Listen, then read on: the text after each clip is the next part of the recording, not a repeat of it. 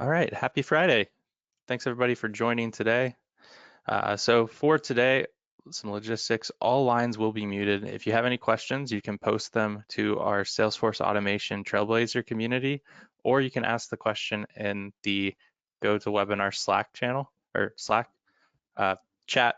The recording will also be posted after the session onto YouTube, and you can find it on the Salesforce Automation Hour webpage. And our resources down there, we've got the Salesforce Automation Hour Trailblazer community group, as well as the website automationhour.com. So we've got quite a lot of upcoming sessions this year. So if you haven't registered for these, make sure you go ahead and register. Even if you can't make it, you'll get the email with the recording and the updates. So we got those through June and more to come from that. Thank you to our sponsor, Concrete.io. They've been sponsoring us from the beginning of Automation Hour and continue to, and without them, this wouldn't be possible. And lastly, here are your co-hosts, myself, Jennifer Lee, and Rakesh. So with that, we've got Jay as our presenter today, so I will pass it on over to Jay. Okay, hello. Sharing my screen here. Wow, look at that. That's me. David, can you confirm that you can see me like I can see me? Yes. Fantastic. Welcome everybody to our presentation today. My name is J.Steadman. I am a lead solution engineer. I work at Salesforce. That was not always the case. I've been on the platform for about 8 or 9 years. Fun fact, I started using Salesforce, that kind of classic accidental admin story, about 8 or 9 years ago. I was a receptionist at a small company. They had the platform. I saw that you could do neat stuff with it. And fast forward to today, I'm 14 times certified, 4 times Ranger, got a bundle of super badges. I've been a presenter at Dreamforce, Trailhead DX, Virtual Dream-In. I've been here on the Automation Hour before in the Admins podcast, and I've presented Salesforce user groups across Indianapolis, though now I am living in the Chicagoland area. I am a Life with Goldie recipient. I'm actually one of the first Salesforce employees to receive the Golden Hoodie while being employed. Which is something that we started a couple of years ago, goes out to 3 employees every year. If you want to reach out to me on Twitter, I am at J__MDT because I am a custom metadata type. As you can see, I have a bunch of tattoos, and let's see, what's today's fun fact? I am super duper into esoteric board games. My current favorite is Arkham Horror, the living card game. I think that's it about me. I want to review today's agenda with y'all. So we're going to go over what our problem statement is, what it was that we were trying to solve for. Then we're going to look at the solution statement, how we tried to solve the problem. Then we'll demo that, which will get us into the automation portion of the Automation Hour. We'll talk about how it works, take any Q&A, and I can talk over some resources that are available at the end. Regarding the questions, we can always have some time at the end to make sure that we're able to drill into any questions that you may have and kind of walk through them on the fly. But if questions do pop up during the presentation, feel free to throw them in the chat. I am happy to answer as we go along as well. We've got a decent chunk of time today, and I want to make sure that if you've got questions, we work through them, and if I'm not able to answer live, we can make sure that an answer comes back to you after the fact. But definitely want to hear your questions. So that being said, let's walk into our problem statement. But before we get into the problem statement itself, I want to talk a little bit about setting the stage. So at Salesforce, my job is to work with my customers. In my case, I work with our strategic retail customers. So these are some of the largest retailers in the world, but it's not just retailers. It's also quick serve restaurants. It's also convenience stores.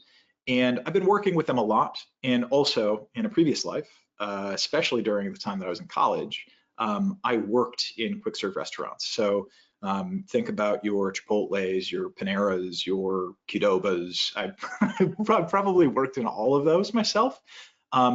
So I've got a lot of experience with them. And as I was approaching some of these retailers, I had an understanding of some of the challenges that they had, specifically for shift managers, right? So if I'm a manager at a convenience store, if I'm a manager at a quick serve restaurant, it can be very difficult for me to get all of the duties that I need to assign out to my employees so that I can run a great shift. My job is to come in, assign everyone their tasks, they work those tasks and get them done, and then we open the doors and people are able to come in and start to eat burritos, for example.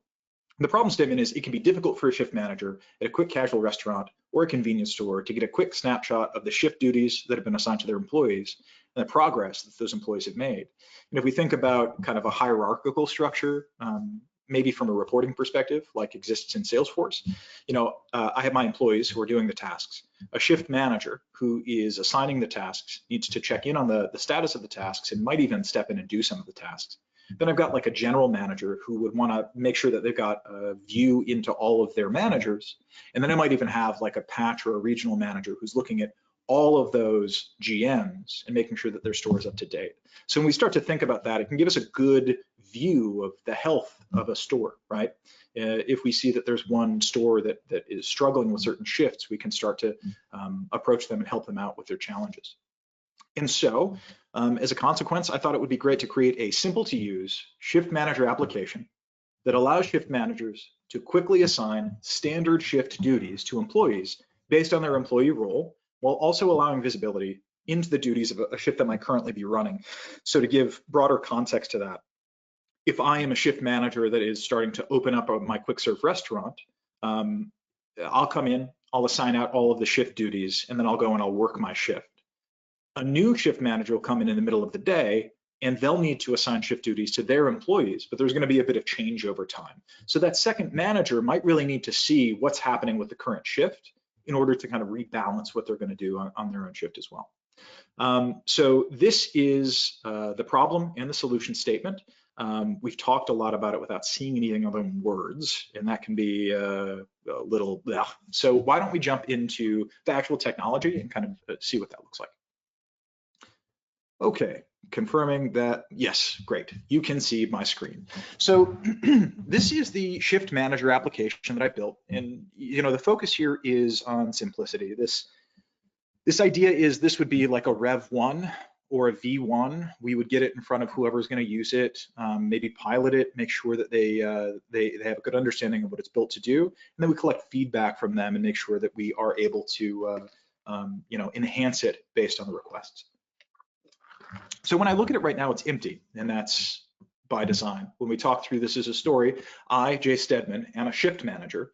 I've just opened the doors, let my employees in. Currently, they're filling up their coffee or their iced tea or their sodas, and they're waiting for me to assign my shifts. I've logged into the computer here. This is the Salesforce system, and I can see how many remaining shift duties there are, which is 0. I can also see lines for my cashier and my busser. These are my front of house employees. Here, I've got an empty shift duties by role widget, and then below that, I've got the cook line 1 and line 2 roles. Again, these are empty as well, and those are all of my back of house employees.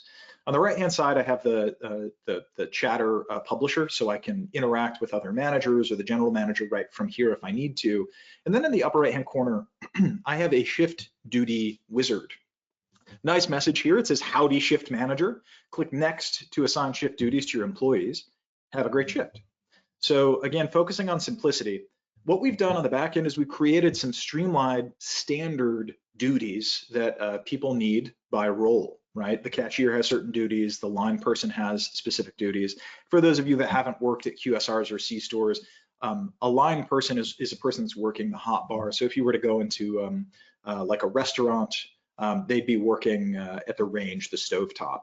Or if you're coming into a quick serve restaurant like a Chipotle, they'd be working the steam tables and scooping out your rice and beans or working the tortilla press. So I have all of these options to select different users. And these are looking at my user table or my user object. So for my cashier, I have assigned Casey. Casey is my cashier today. For the first line, I've got Lynn. Lynn is going to be working the line 1 position. Then I've got Legacy working the line 2. My busser is actually Blake, and my cook is going to be Corey. So I assign each of these people to their role right here in the lookup box. And I also get to select my shift. Since I am the opening manager, this is the opening shift. I click the next button and some stuff happens. Behind the scenes, we are assigning those shifts, creating and assigning them, those shift duties. And now the shift duty wizard tells us, congratulations, shift manager. Your shift duties have been assigned. If you'd like to assign duties for another shift, please click next below. Have a great shift. So I finished the flow. And this is the only part that I'm not super duper fond of, but you can see that the page refreshed and nothing happened. I'll hit refresh a second time.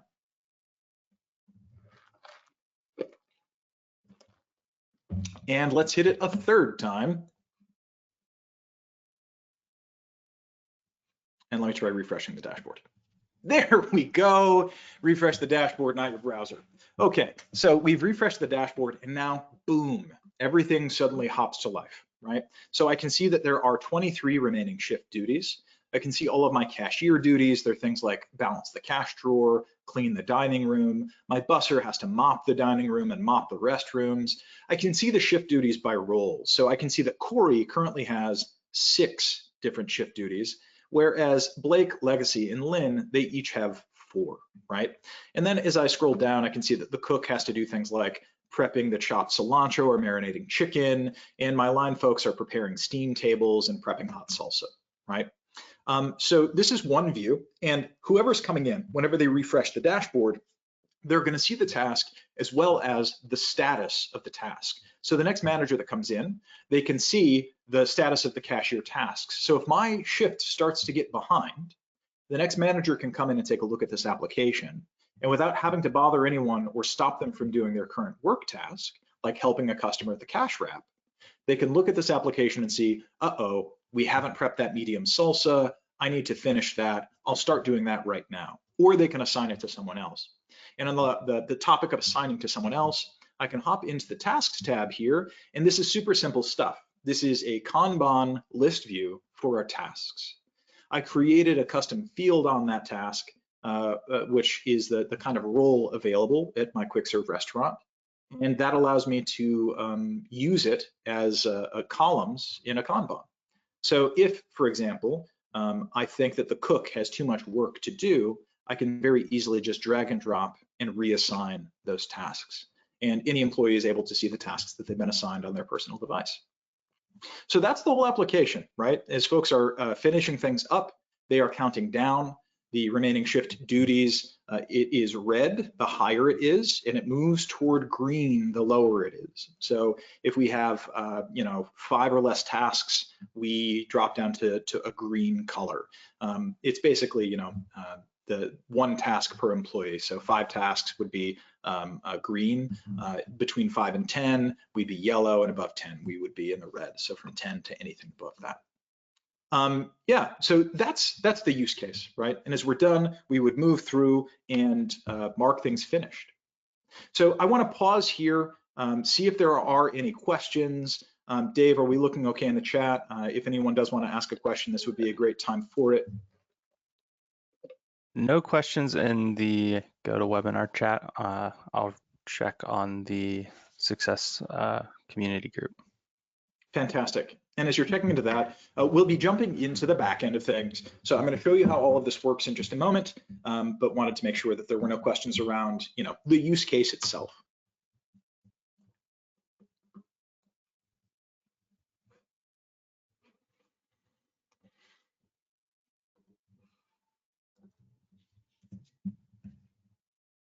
So the first thing to talk about is what is on the homepage, right? Because really the application that we're talking about is a homepage and the task tab that has been pinned to a Kanban view of the current day's tasks by role.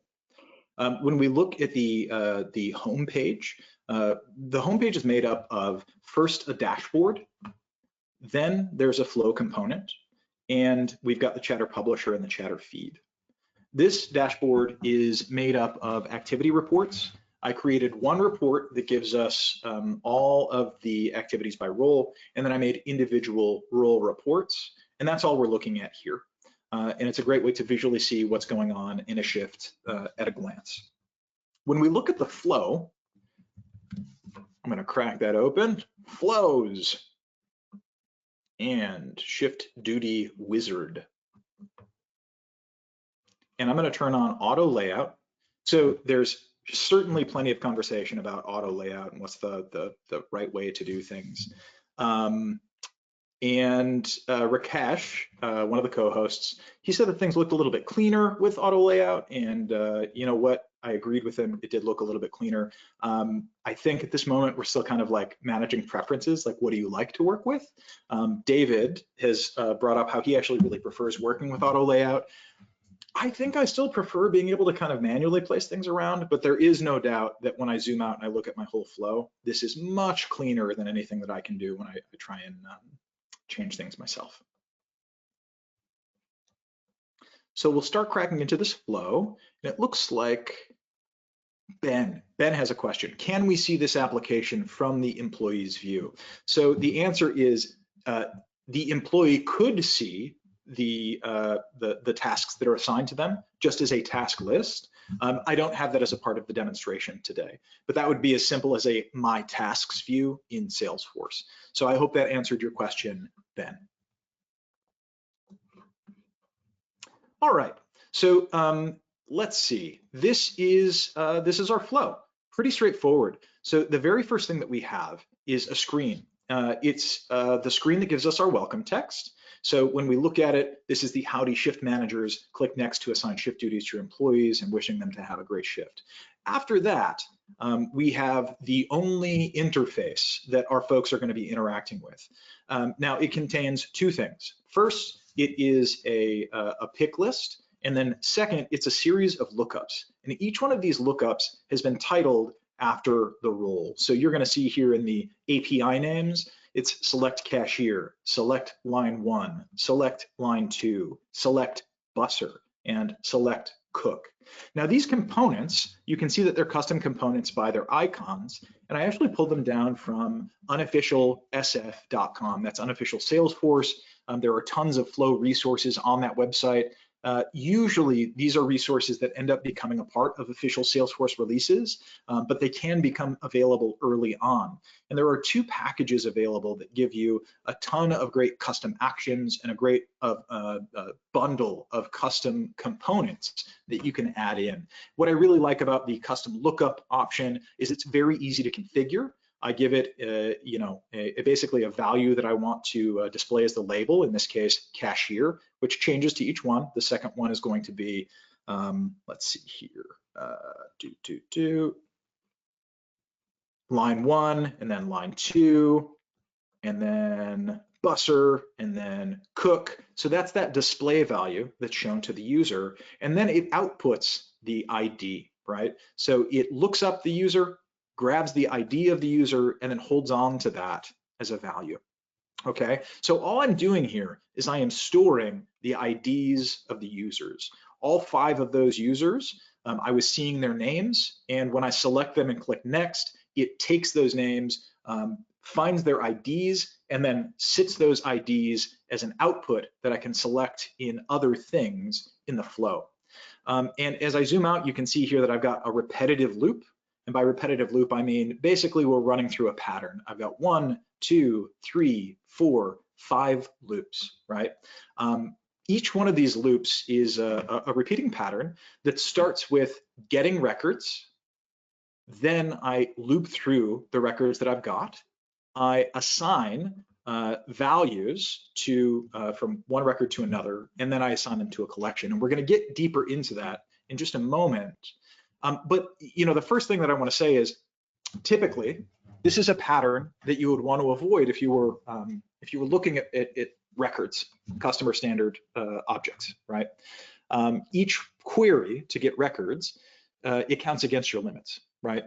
We would be running a query every time that we try and go back down to the database. So that the most efficient way, the best practice here would be to have a single query that would get all of the records that you need. Conveniently, as I called out earlier, I am a custom metadata type, and as a consequence, I love using custom metadata types. So I actually created a custom metadata type called shift task, and I used a custom metadata type instead of a custom object and custom records for a few reasons. First, I want these to be standardized. If we look at some of these larger convenience stores or quick serve restaurants, I want to make sure that we have a set number of tasks that we are able to assign to people based on like a corporate level or a regional level. And I don't necessarily want those to be changed even by the GMs in a store. Of course, they have the freedom to assign tasks as they want to, but if we're talking about the standard tasks that should be done during each shift, I don't want those to be changed by folks. And so putting them in a custom metadata type is a great way to have a controlled list of items. The second thing is I knew I was going to be using a flow. I love getting queries for free. I know that I can get records as many times as I want on custom metadata types, and therefore I thought that would be a good decision. So custom metadata types have two different pieces in setup. First we're configuring kind of the records themselves, what fields would be available. I added a few custom fields here, role and shift. Role matches the 5 roles we looked at. It's a pick list that has those 5 values of cashier, line 1, line 2, busser, and cook. And then shift is open, mid, and close. And then the second piece, of course, is managing the shift tasks. So here you can see I've got, these are just all of my open shift tasks. And you can see that they've been sorted by role. And then I've got a label for them. So what I'm doing in the flow is the first thing that I'm doing is I'm querying to get the cashier shift tasks. So I take the output of the selection that we've made during that shift field in that first field of the user interface on our wizard. I take whatever that output was, in this case, find all shift tasks of the custom metadata type record of open, and then take a look at what ID we have placed in the cashier role, right? Oh, I'm sorry. This is actually looking for all of the cashier tasks that are of the shift open, right? So we're looking at those two things. That's filtering through this list of custom metadata types. Show me everything that is open and cashier, and remember that. So fantastic. We've got that. And then what do? We take that and we loop through it one record at a time. And from there, we want to start taking those data points that we've captured and mapping them to actual task records into a collection so that we can then insert it into the database. So here I'm taking in today as the due date on our task.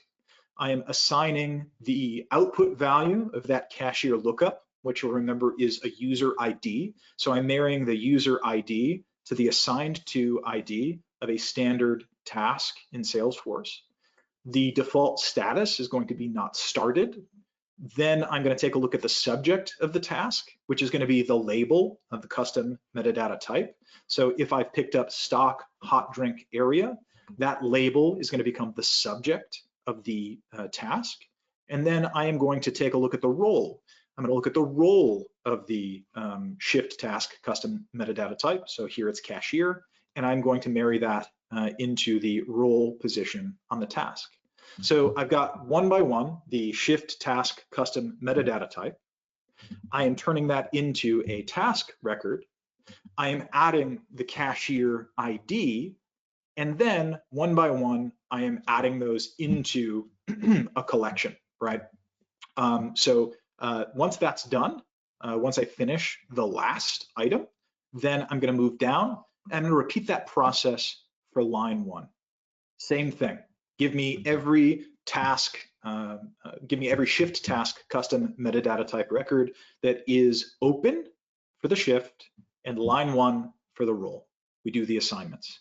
Then give me every open shift task that has a role of line 2. Then give me every busser. Then give me every cook. And we go through the assignments, right? And they're all going into one big collection. So each time that we do a new lookup and a new assignment, we're simply adding tasks to one big task collection that's stored in memory. And then the very last thing that we do is we create records. One big DML statement. We have task collection here. Task collection contains all of those task records from the cashier to line 1 to line 2 to busser to cook. And then boom, we just create them. And by creating them and then giving the option, showing the screen saying, hey, thanks very much, that is what produces our robust dashboard showing people where they are today, right? We've still got room for ad hoc addition of tasks simply by hitting the New Task button, and you can create your tasks here. So that really concludes the how we built it. I'm open now for any kinds of questions that you might have. David, if you've got any observations or questions, yeah, let's open it up. All right, we'll give people a second to send in those questions. I'll refresh the community group. Cool. Just imagine like beautiful music playing. It's like calming and nice. We should have that ready to go.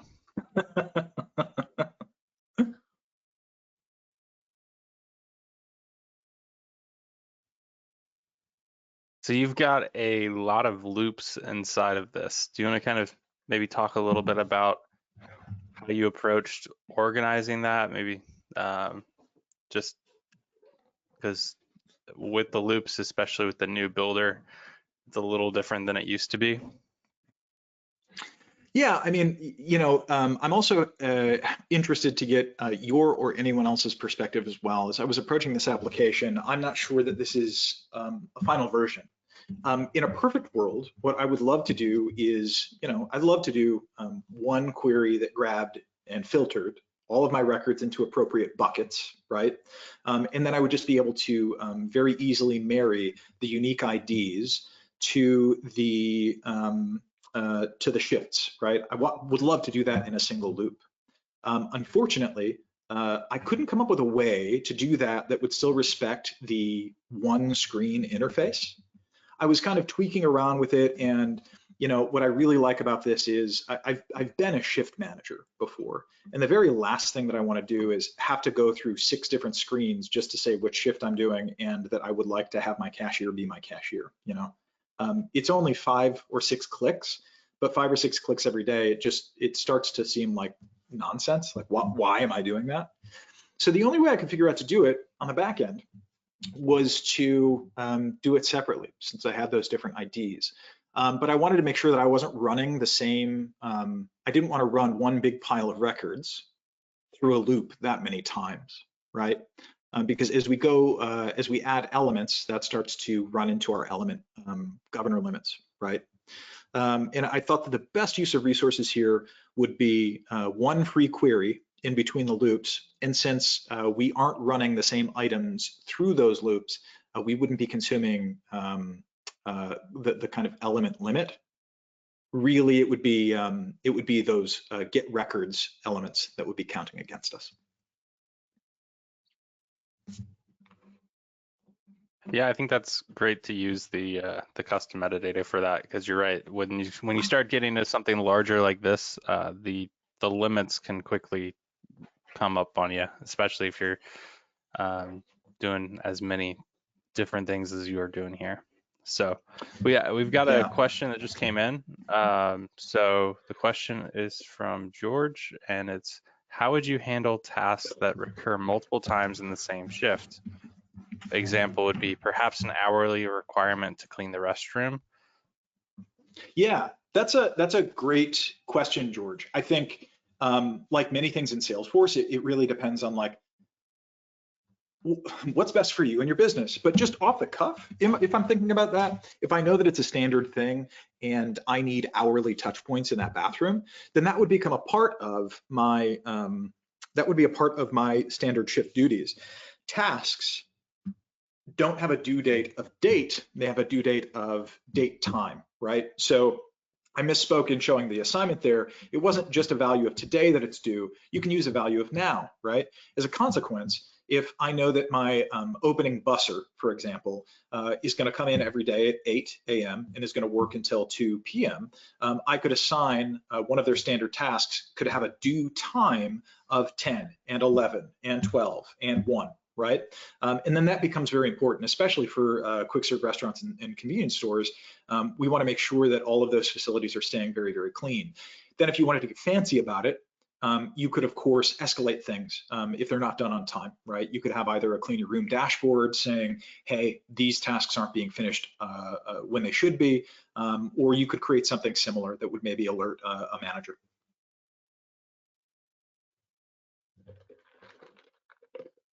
All right, looks like that answered it. Fantastic.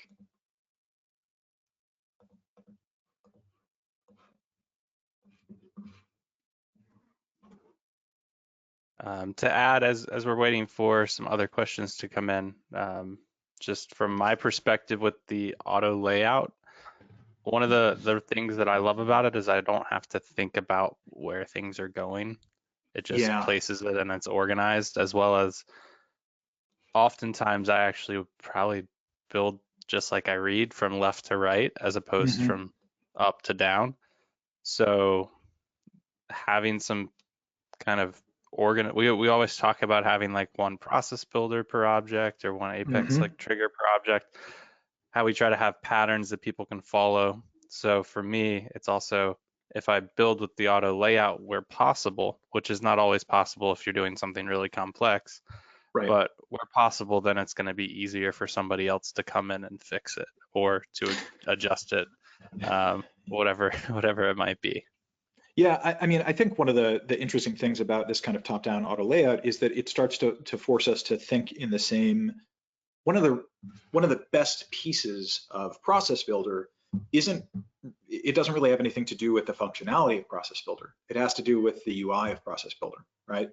What we did is we took that very simple top to bottom, hey, is this true? Yes, do stuff, cool, move on, go down a line.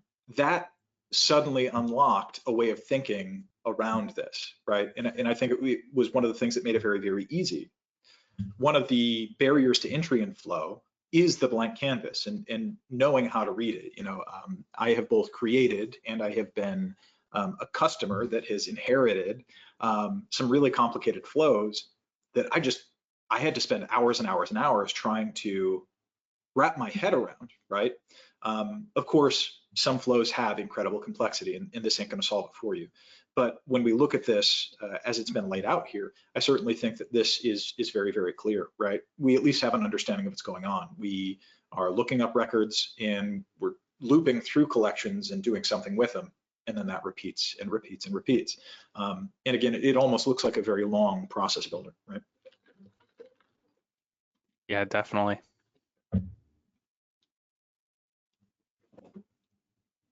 It also makes it kind of easier when we think about like if we wanted to change something, we can see more easily like where we would want to insert that change, right?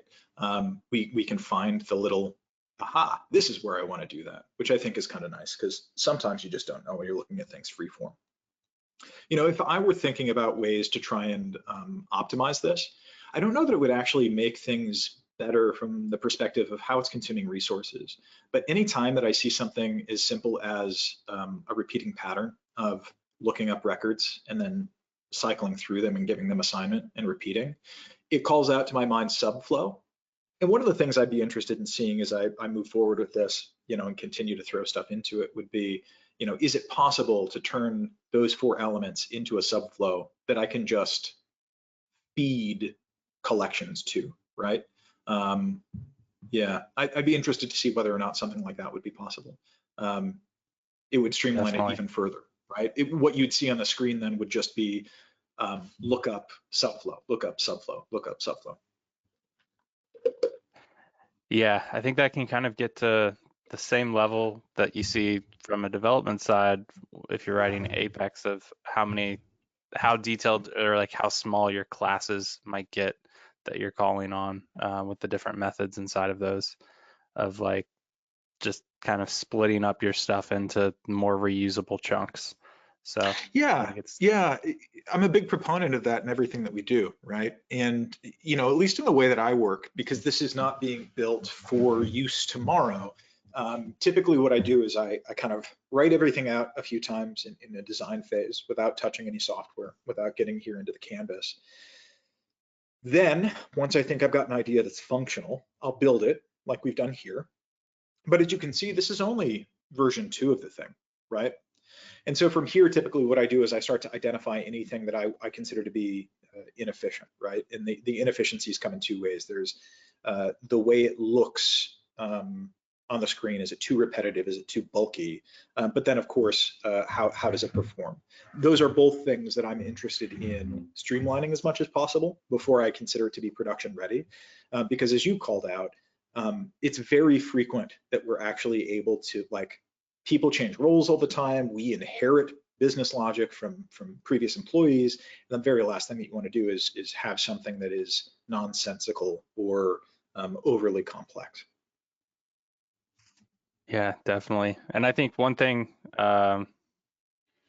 like with a flow like this, we always kind of talk about, but don't always do the put faults everywhere. And with the auto layout, one of the downsides is actually you can't have one fault screen that you map all of your Git records or create records to.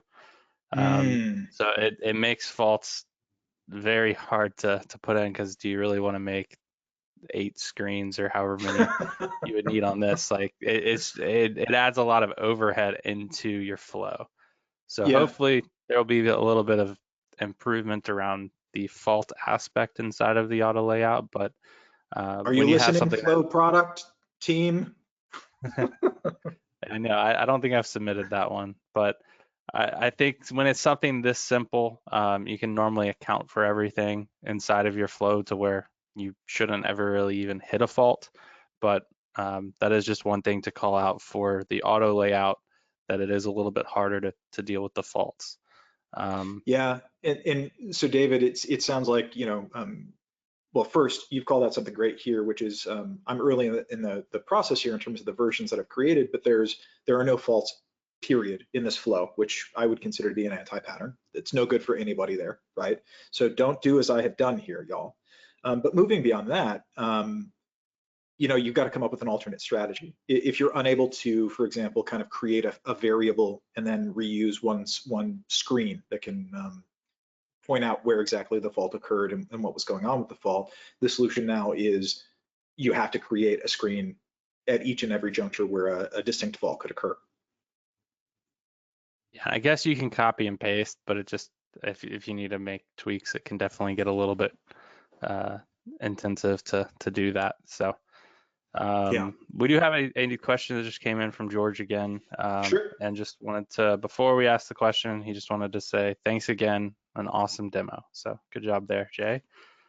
Thank you. Um, so any considerations regarding the ability of a shift leader to grade task accomplishment? Example would be excellent or good, satisfactory, redo, which could contribute to employee recognition such as employee of the month. Yeah, so George, really interesting question. You're definitely the kind of like end user that I would want in my pilot, right? Or co-developing on this. It's a really interesting kind of feature. I think that could be done in a number of ways. The easiest way is just, you've got a pick list on tasks, right? But another way is maybe tasks have a status of ready for review, right? Or ready for quality check or whatever. And that is what employees change the status to, right? Or if an employee changes the status to done, we can fire a notification alerting a shift manager, hey, this task is done and ready for your check. And at that point, we can have a field that's only available to managers, where they're able to go ahead and select whether or not it was excellent or good or satisfactory, or if the work needed to be redone. And in fact, you could get even fancier with that. And let's say that somebody had a task and it was completed super well. Well, maybe we automate a chatter post based on that excellent status, celebrating that person so that everyone that's using the application can see that they did a great job. Or if something was marked redo, we actually email them or point them to a knowledge article that has the full instructions on how to properly complete the item, right? Because in many of these cases, the work is done to a standard, right? Here is the recipe, here are the steps that are done in order to complete this successfully. So if something needs redone, we don't want to punish that person. We just want to make sure that they understand the right way to do it.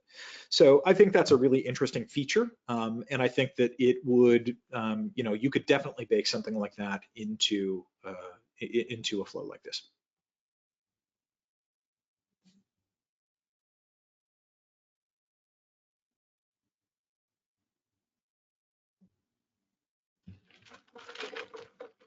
don't know if you can hear my ice here, but I'm having it's like 19 degrees and I'm having like a giant iced coffee. No worries on that. So I think I'm curious, what is kind of your mindset as you go and build something like this? Because this is not the first time you've been on Automation Hour. You came about a year ago and demonstrated the Business Hour plugin inside of Flow that you got built out. So you've built a lot of these really cool things that have a vast use case for the Salesforce community. Like any kind of thoughts on kind of how you've proceeded through from like an idea of something like that to this finished product? Yeah, I mean, I definitely have like a framework through which I like to work, or like a methodology that I use to approach business process automation. I think it really starts with, in my opinion, one of the challenges, especially if you're newer to the technology, newer to Flow Builder, or newer to business logic in general, is we have functionality that we can use, right? We have a tool, and what we start doing is we start just kind of building stuff because we have a tool, we have a hammer, so we start running around and just hitting everything. For me, like, if you have a hammer, that's great. You need to set it down and you need to start go looking for nails. So one of the things that I'm interested in as I talk to all of my customers, and this has been true since I was a receptionist and I was talking to folks at the company that I worked at when I first joined, started working in Salesforce technology. It was really a question and curiosity and empathy about, what are you doing today?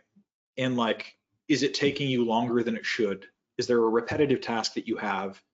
Is there ever a different, like, you have to input, the word burrito into this field. Do you ever not put burrito into the field? Oh, you do every time, but you have to put it into that field 75 times a day. So I look for use cases, right?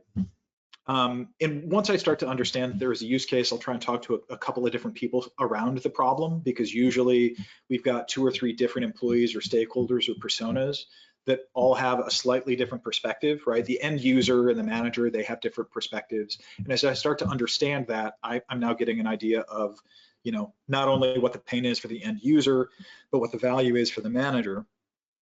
Once I have that level of information, then I'm able to just sketch things really, really ugly. And David, my sketches are like super duper ugly. Like, they're real bad. But they're useful for me, right? And so when I say that I'm in kind of a design phase, I've done some discovery. I've been curious about what's going wrong for people. And then I start sketching out this absolutely horrendous looking process. And then I throw the first one away and I throw the second one away. And then I start to move into actually developing things, right? And hopefully I've discovered some, what we would call formally acceptance criteria, but like, hey, if I were to hand you this thing, what would you need it to do to actually pick it up and use it every day? If it didn't have X, would you accept it? What about Y, right? And then just iteration, right? One of the value for me of kind of taking this technology and bringing it in front of this group, for example, is we have people like George sitting on the call asking questions that are actually really fantastic features. And it gives me the ability to be more thoughtful about, where it could go, what it could do.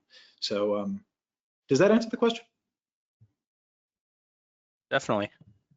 So we've got one other question that came in from Ben. Is there any use case here for metadata relationships in this application? I've been trying to learn to use metadata more in designs when possible.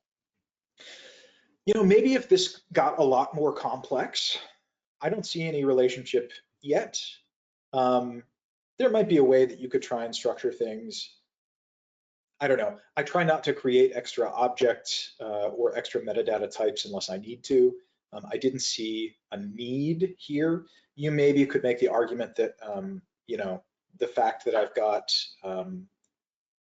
repeating values, like the value in shift or the value in role, maybe you could kind of complicate the data model there, make the tables smaller, and create a few different kind of custom metadata objects and try and, I don't know, junction by relationship or something. But that gets really messy and kind of weird in my head. I don't even know if it would work. I'd say, if if you're imagining a use case where you could do something like this that had a significantly, I don't know, a significantly higher bar of complexity, sure. Which, Ben, I recognize is like a totally fuzzy answer, so my apologies there. Yeah, I think that's touching on an area probably not extremely used in the Flow community. Mm-hmm. So very cool idea. Yeah, I went to a Dreamforce session once that was talking about how, in a world of shifting requirements, custom metadata types are specifically good for that because, you can make those relationships flexible. And it sounded like a super good use case, but I've yet to run into a place to really apply it. All right, Ben said that was helpful. Thanks. And we've got a comment from George. So he said, I suppose at the regional manager level, you could create dashboards to track metrics such as the average time to complete store opening tasks measured by location. And again, so many ways to capture this data to improve organizational performance. Yeah, that's absolutely right. We have when a record is created, we have kind of system level metrics about when it was created, right? And if you wanted to use field tracking, between the time it was created and the time that it was marked complete, now suddenly we can do things like running how long does it take to actually get these things done. There are a lot of, like, if we were going to get into the weeds of actually working at the stores, there are a lot of really interesting things about, like, well, what about days that you have more to do? What about days you have less to do? So I don't know, it may be, that could be one of many valuable metrics. You just need to be very mindful of the variables. I wouldn't want to throw something like that in until I had an opportunity to actually sit down and watch a number of these shift workers actually complete those tasks. Because I also don't know if they're doing them at the same time every day, right? Maybe on Monday, I start making my mild salsa first, but on Wednesday, I start making my hot salsa first. It's gonna appear as though mild salsa took me longer to do when that's not necessarily the case. Now, I suppose the way to get around that is when I start a task, mark that I've started it. And if I track that status field, then I can say, okay, I started it at 9:30, I finished it at 9:45.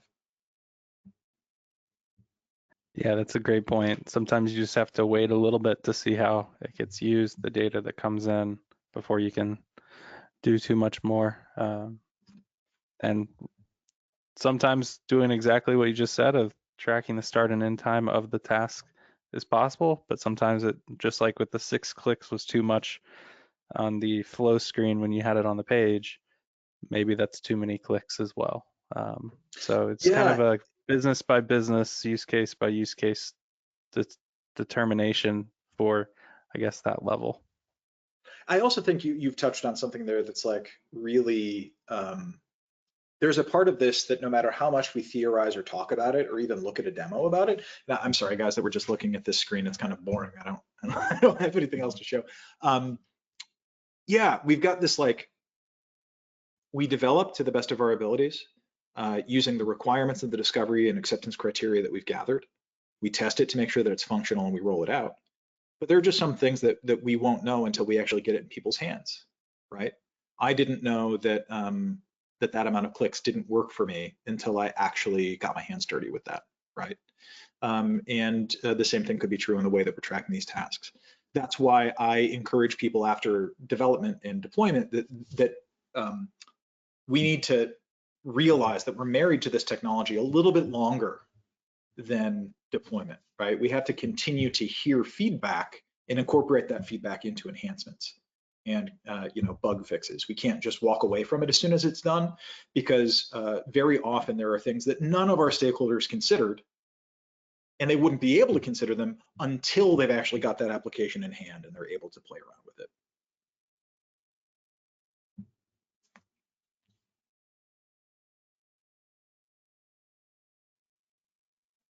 Ben is asking, will this app be available on GitHub to play with and to add to? Oh, sure. Let me find out how to make it available. I was thinking about packaging it up. I can do that. I haven't done it yet. Ben, hold me accountable on Twitter. If you don't see this thing soon, come after me.